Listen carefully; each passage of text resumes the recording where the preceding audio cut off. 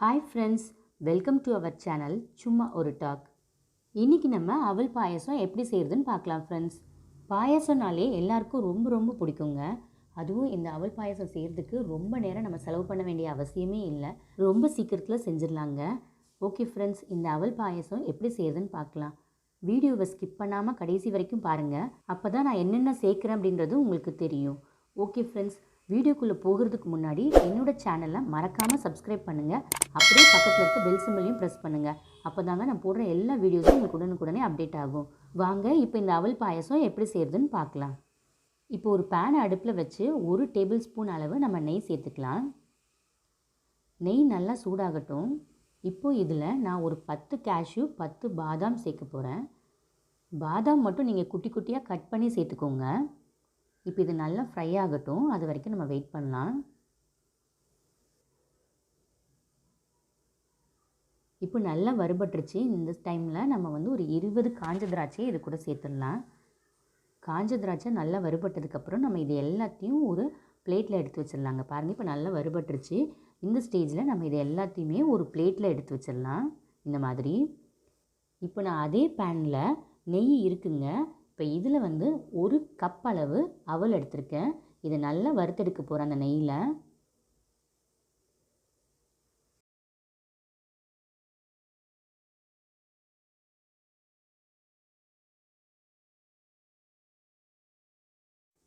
இப்போ அவல் நல்லா வறுபட்டுருச்சு.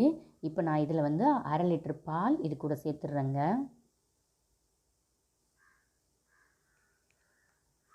பால் சூடாகட்டும். அதுக்குள்ளே நம்ம வெல்லத்தை காய்ச்சி எடுத்து வச்சுக்கலாம். நான் பாகு காய்க்கிறதுக்கு 1 கப் வெல்லம் எடுத்திருக்கேன். இது கூட கொஞ்சமாக தண்ணி சேர்த்து அடுப்பில் வச்சு நம்ம நல்லா கரைச்சி விட்டுடலாம்.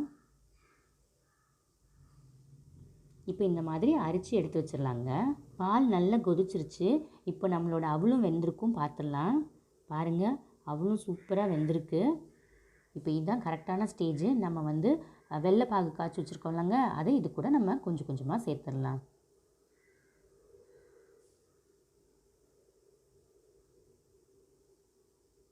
பாகு சேர்த்ததுக்கப்புறம் நல்லா மிக்ஸ் பண்ணி விட்டுடலாம்.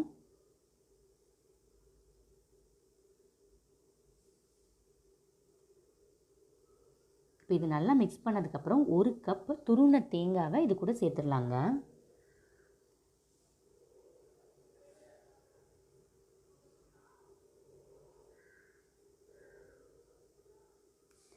அப்புறமா நம்ம ஒரு 5 ஏலக்காயை நல்லா தட்டி இதில் சேர்த்துடலாம்.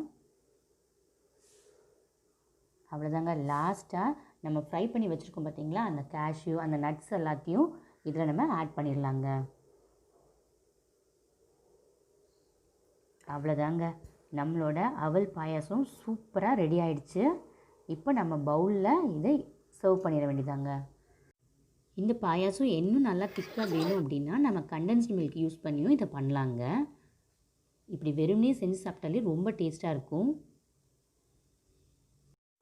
இந்த பாயாசம் கண்டிப்பாக எல்லாருக்கும் ரொம்ப பிடிக்குங்க.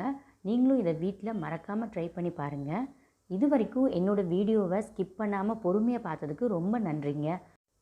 உங்களுக்கு இந்த வீடியோ பிடிச்சிருந்துன்னா மறக்காமல் லைக், ஷேர், அப்புறம் சப்ஸ்கிரைப் பண்ணுங்கள். நன்றி.